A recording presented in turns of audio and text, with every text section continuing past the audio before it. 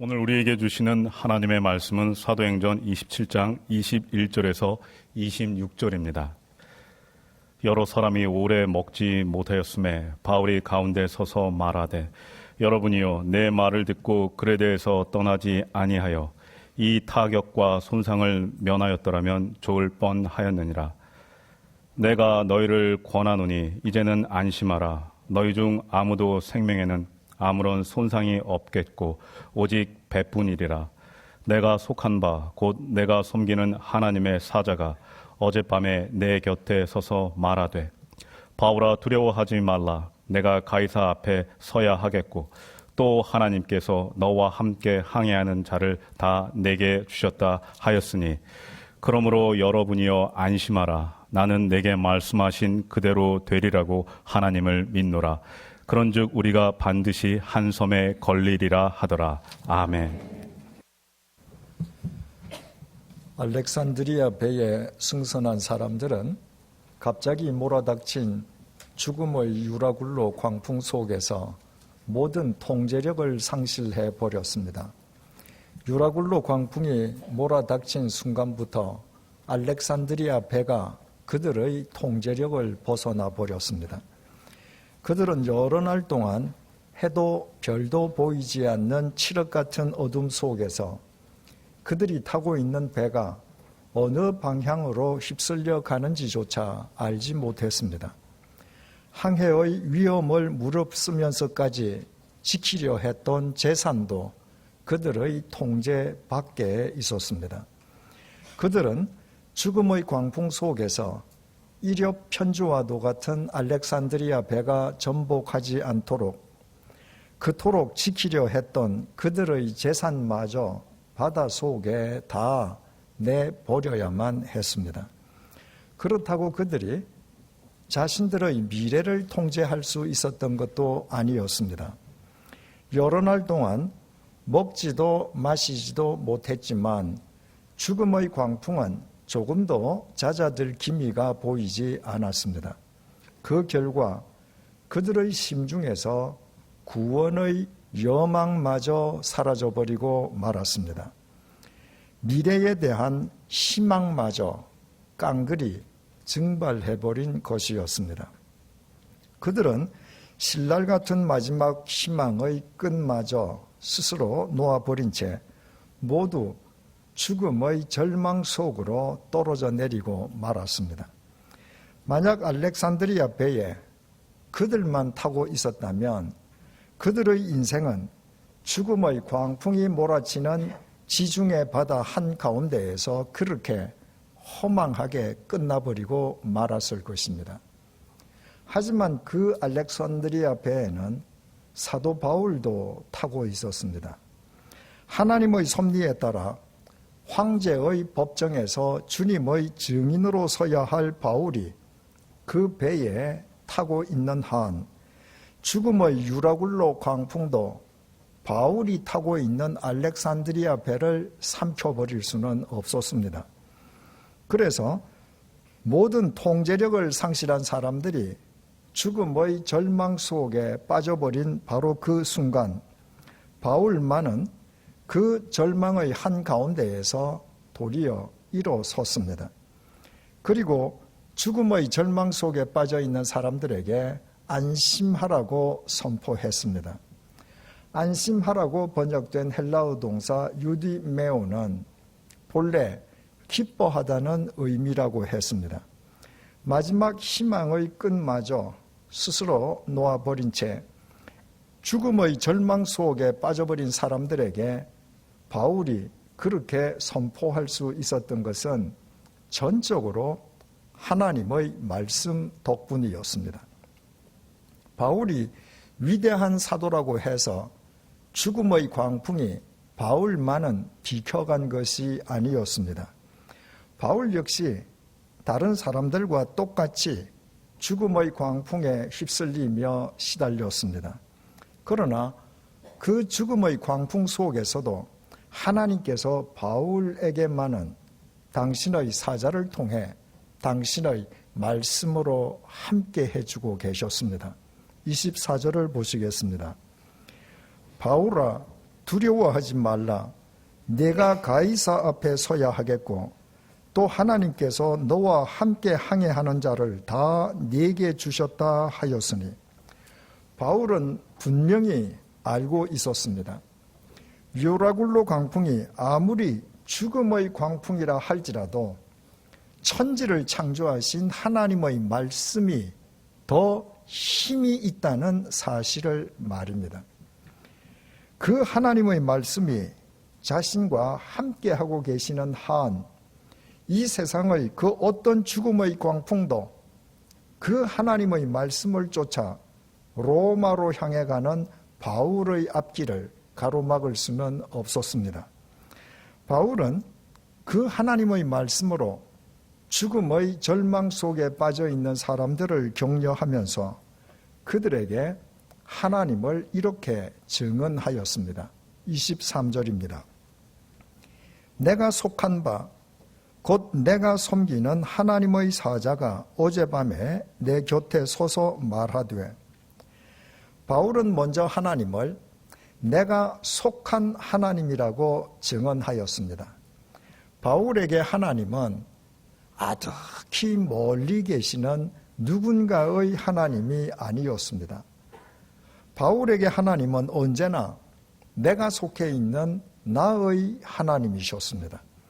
그것은 바꾸어 말하면 나는 하나님께 속한 하나님의 사람이라는 바울의 자기 선언이기도 했습니다. 자신의 소속과 정체성을 분명하게 밝힌 바울의 이 자기 선언의 의미와 중요성에 대해서는 지난 시간에 깊이 생각해 보았습니다. 하나님에 대한 바울의 증언은 그것으로 그치지 않았습니다. 23절을 다시 보시겠습니다. 내가 속한 바 곧 내가 섬기는 하나님의 사자가 어젯밤에 내 곁에 서서 말하되, 바울에게 내가 속한 하나님은 곧 내가 섬기는 하나님이셨습니다. 속함과 섬김은 동일한 의미가 아닙니다. 유대인들도 하나님께 속해 있었습니다. 그러나 그들은 하나님을 하나님으로 섬기지는 않았습니다. 그들은 하나님께서 메시아로 이 땅에 보내주신 예수님을 십자가에 못 박아 죽여버렸습니다. 그들이 하나님의 말씀보다 유대교의 전통과 관습 그리고 판단을 더 섬긴 결과였습니다. 그런가 하면 바울은 유대인들의 혈통에 속해 있었지만 유대인들이 십자가에 못 박아 죽인 예수님을 임마누엘 하나님으로 섬겼습니다. 이처럼 속함과 섬김은 동의어가 아닙니다. 외형적으로는 하나님께 속한 사람처럼 보이지만 실제로 하나님을 섬기지는 않는 사람이 얼마든지 있을 수 있습니다. 그러나 하나님께 속한 바울은 곧 하나님을 섬기는 바울이었습니다.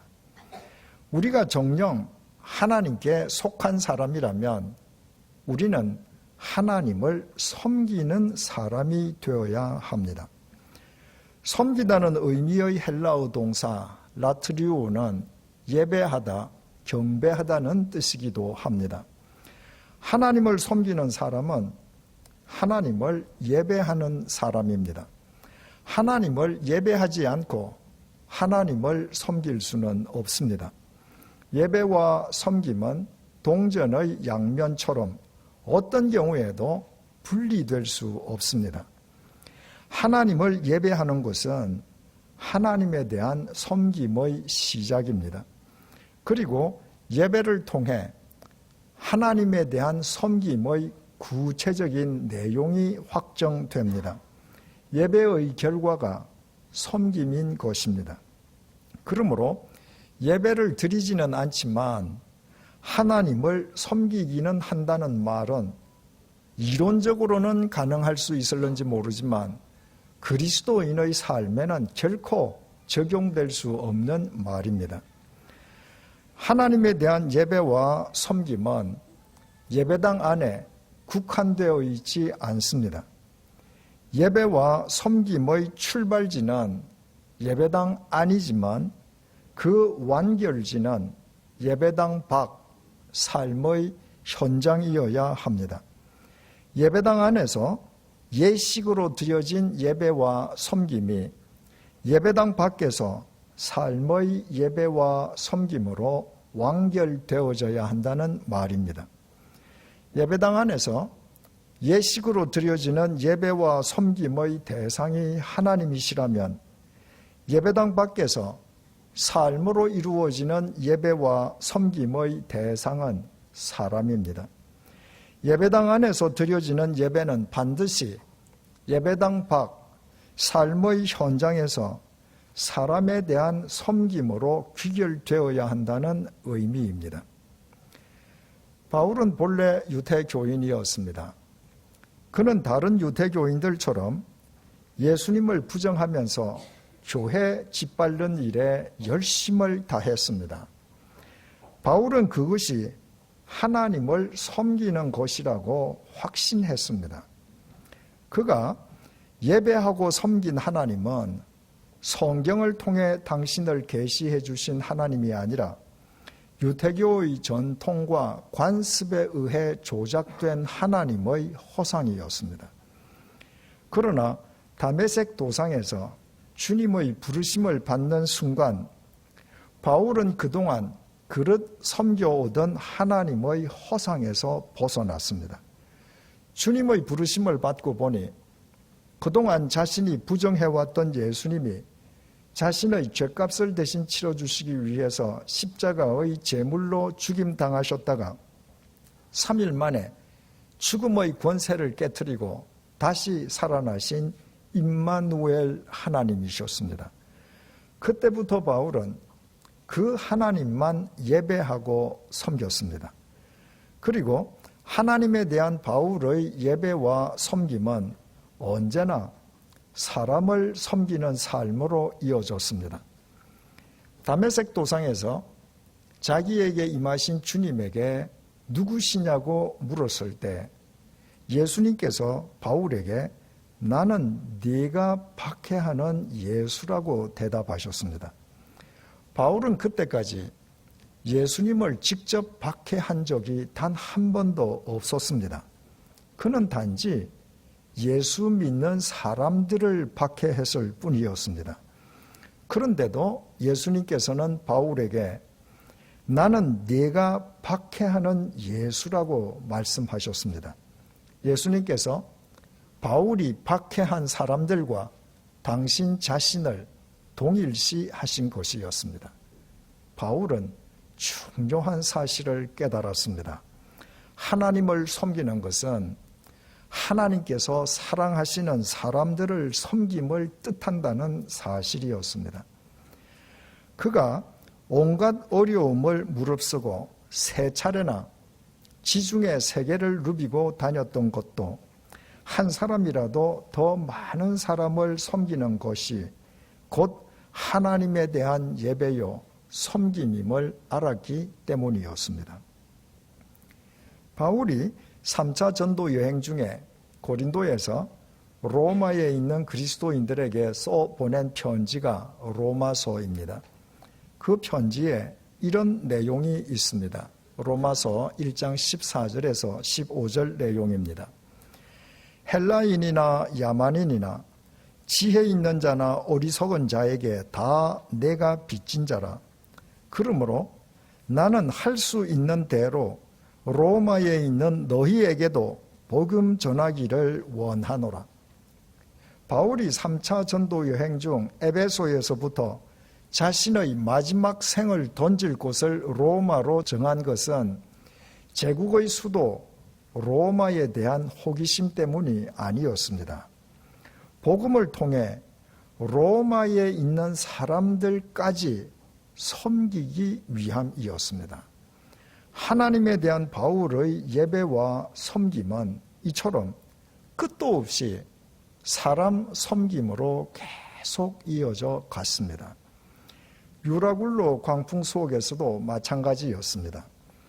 지금 유라굴로 광풍에 휩쓸려 죽음의 절망 속에 빠진 사람들은 미항에서 항해의 위험성을 경고하는 바울의 말을 묵살했던 사람들이었습니다. 바울의 입장에서 보자면 괘씸한 사람들이었습니다. 바울은 그 괘씸한 사람들을 죽음의 절망 속에 그냥 내버려 둘 수도 있었습니다. 바울이 죽음의 광풍 속에서 자신을 붙들어 주신 하나님의 말씀을 그들에게 전해주지 않는다고 해서 알렉산드리아 배에 승선해 있는 사람들 가운데에 바울을 탓할 사람은 아무도 없었습니다. 그렇지만 바울은 죽음의 절망 속에 빠져 있는 그 사람들에게 기뻐하라고 외치면서 하나님께서 자기에게 주신 말씀으로 그들에게 용기를 북돋아 주었습니다.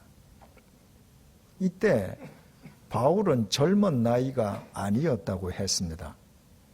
이미 인생 말년에 접어든 바울은 지병에 시달리고 있었습니다.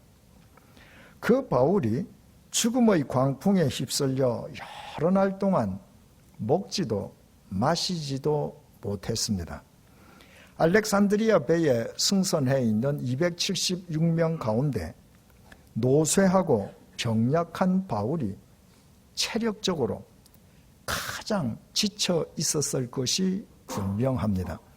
그렇지만 바울은 죽음의 광풍 속에서 자기 육체의 안위를 꾀하려 하기보다 죽음의 절망 속에 빠져 있는 사람들을 하나님의 말씀으로 섬겼습니다. 그는 하나님을 예배하고 섬기는 그리스도인이었고 그에게 유라굴로 광풍 속에서 하나님을 섬기는 것은 곧 죽음의 절망 속에 빠져 있는 사람들을 섬기는 것이었습니다. 바로 이것이 우리가 바울을 존경하는 이유입니다. 바울이 하나님을 예배하고 섬기되 그의 예배와 섬김이 예루살렘 성전이나 유대인 회당 안에만 국한되어 있었다면 우리가 바울을 알 턱도 그를 존경할 까닭도 없습니다. 그리스도인인 우리가 바울을 본받기 원하는 것은 하나님을 예배하고 섬기는 그의 삶이 사람을 섬기는 삶으로 계속 이어졌기 때문입니다. 또 그것이 그가 가는 곳마다 세상이 새로워진 이유이기도 했습니다. 사람들이 모여 사는 세상이 오염되고 허물어지는 것은 저마다 자기만을 위해 이기적으로 살아가는 탓입니다. 세상은 사람을 섬기는 사람들에 의해서만 새로워집니다. 사람을 섬기는 사람들을 통해 그 사람들이 섬기는 하나님께서 역사하시기 때문입니다. 2달 전 점심 식사 시간에 교회 식당에서 만난 교우님께 가족의 근황을 물었습니다. 명문대학을 졸업한 그분의 딸은 현재 아프리카에서 봉사활동 중이라고 했습니다. 그분은 당신의 딸이 학업을 마치고 교수가 되기를 원했는데 아프리카에서 살고 있다면서 자식이 부모 원하는 대로 되지 않더라고 했습니다. 그래서 제가 그분께 이렇게 말씀드렸습니다. 얼마나 자랑스러운 따님입니까? 부모가 원하는 대로 사는 자식은 세상을 새롭게 하지 못합니다. 세상은 따님 같은 사람들을 통해서 새로워집니다. 이 세상 거의 대부분의 부모가 자식에게 원하는 것은 출세해서 너 잘 먹고 잘 살라는 것입니다. 자식이 아프리카 빈민을 섬기기 원하면서 자식을 대학에 보내는 부모가 얼마나 있겠습니까? 부모가 비싼 등록금을 감수하면서까지 자식에게 고등 교육을 시키는 것은 다 너 잘 되라는 것입니다. 그래서 부모가 원하는 대로 사는 자식은 이 세상을 새롭게 할 수 없습니다. 오히려 고등 교육을 받으면 받을수록 더 큰 이기심으로 이 세상을 오염시키고 허물어뜨리는 데에 더 크게 일조할 따름입니다. 세상을 새롭게 하는 사람은 부모가 원하는 이기심의 굴레에서 벗어난 사람들입니다.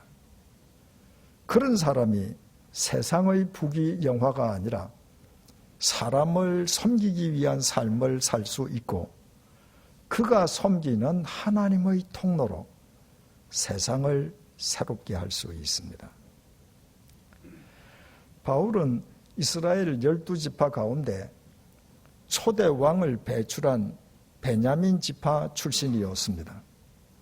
바울이 태어났을 때 바울의 아버지는 바울의 이름을 초대 왕의 이름인 사울로 지어주었습니다. 자신의 아들이 사람을 섬기기 위해서 만난을 무릅쓰고 지중해 세계를 누비고 다니고 죽음의 광풍 속에서도 노쇠하고 병약한 자기 몸보다 다른 사람들을 더 섬기라는 뜻으로 그 아버지가 그 아들에게 사울 왕과 똑같은 이름을 지어 주었겠습니까? 그럴 리가 없습니다. 사울 왕처럼 너도 출세해서 잘 먹고 잘 살라고 그런 이름을 붙여 주었음이 틀림없습니다. 만약 그 사울이 아버지가 원하는 대로 살았더라면 우리가 아는 바울은 절대로 이 세상에 존재하지 못했을 것입니다.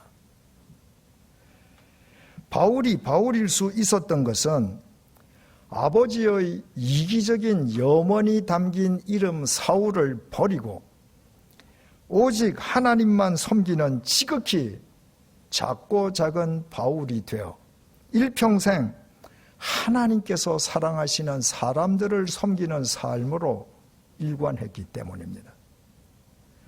그것이 하나님을 섬기는 바울의 행복한 의무였습니다.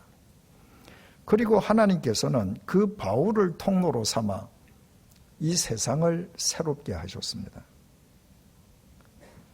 올해 초 두 번째 수요일 저녁에는 교회 식당에서 77세의 노 교우님과 함께 저녁 식사를 했습니다.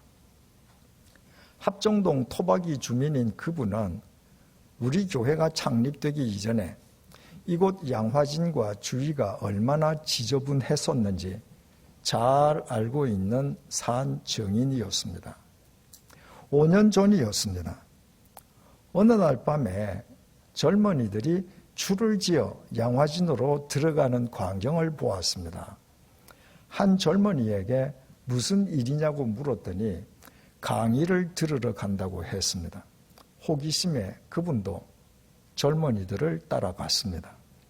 이곳 홍보관 예배실에서 열린 새신자반 강의였습니다.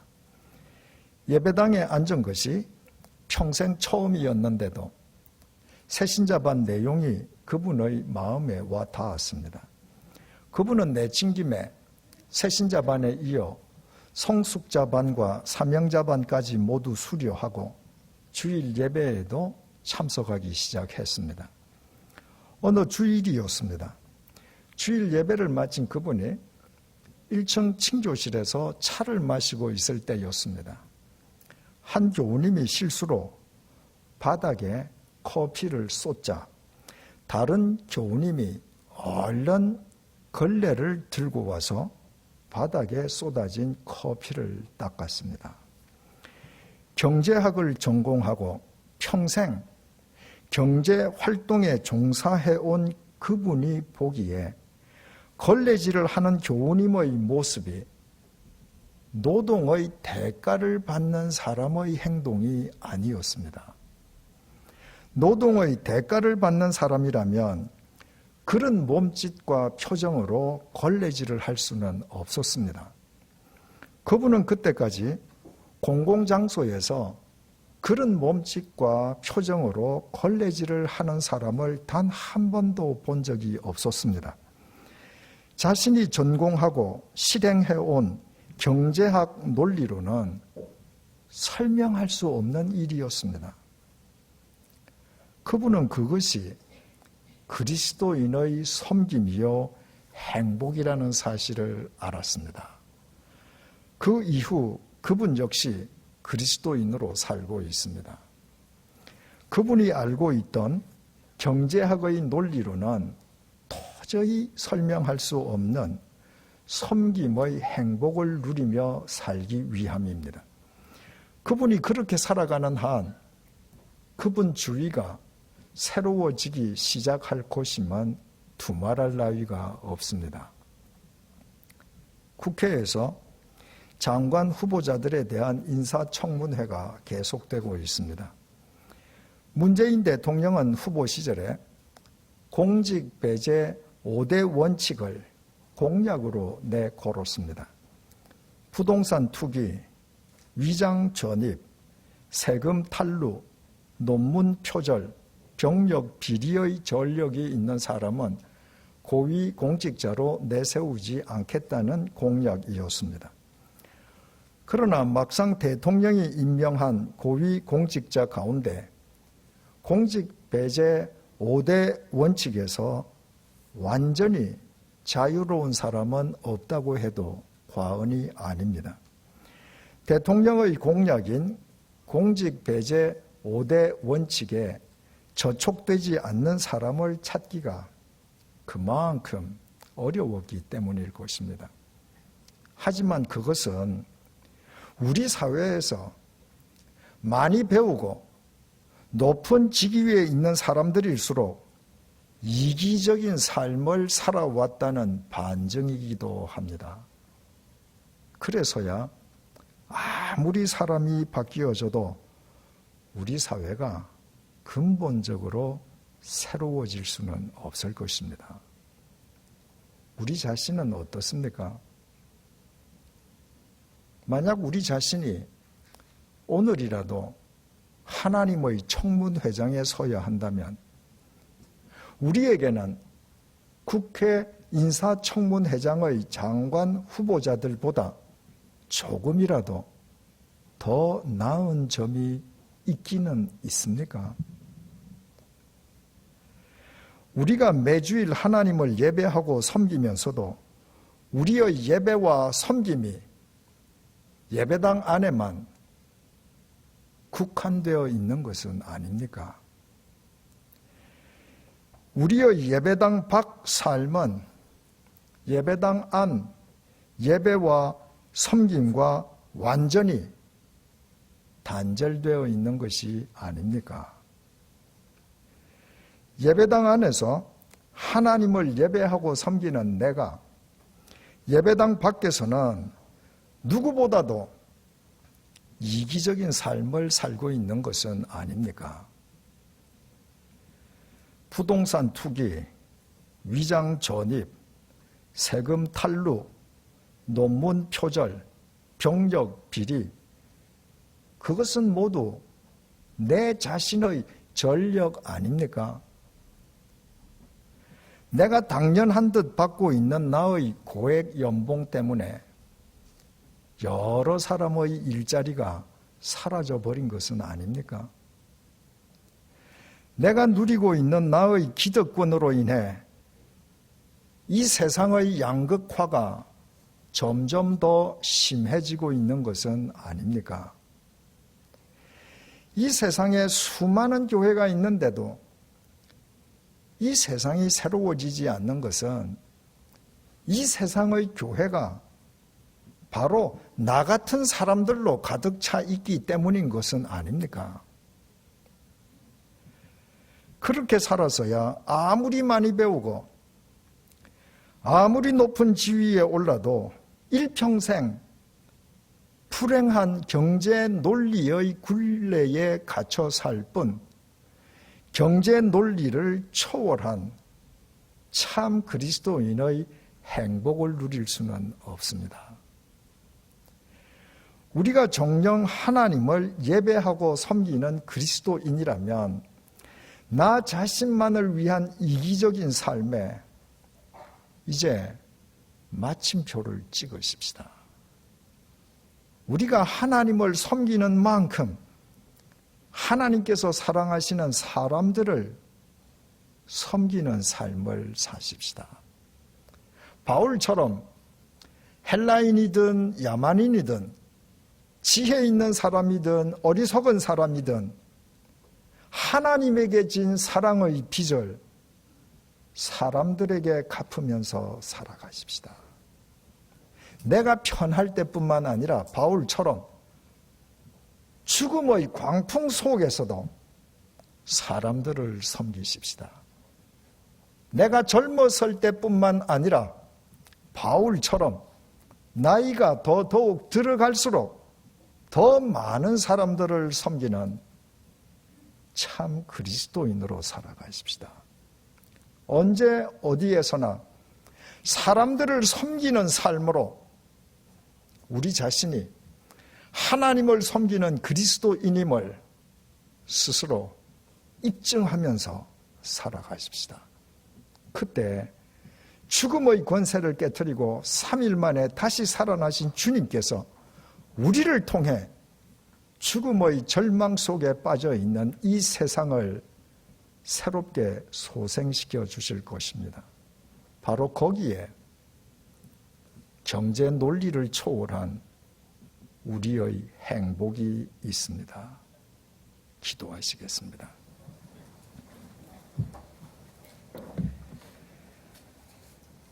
바울은 하나님을 예배하고 섬기는 그리스도인이었기에 죽을 때까지 말씀을 통해 사람들을 섬기는 삶으로 일관했습니다. 그 바울 덕분에 지구 반대편의 우리 역시 하나님을 예배하고 섬기는 하나님의 자녀가 되었습니다. 하나님에 대한 우리의 예배와 섬김도 바울처럼 사람 섬김으로 이어지게 해 주십시오. 나로 인해 한 사람이라도 더 많은 사람이 혜택을 누릴 수 있도록 이제부터 내가 먼저 나의 기득권을 자발적으로 포기하는 참 그리스도인이 되게 해 주십시오. 나의 부모가 사람들을 섬기기 위해 당신의 재산을 사회에 환원시키기를 기도하는 믿음의 자식이 되게 해 주십시오. 내 자식이 힘없고 연약한 사람들을 섬기기 위해 누구보다 열심히 공부하고 일하기를 축복하는 섬김의 부모가 되게 해 주십시오. 그리하여 하나님께서 사랑하시는 사람들을 섬기는 나의 삶이 경제 논리를 초월한 나의 행복이 되게 해 주십시오. 예수님의 이름으로 기도드립니다. 아멘.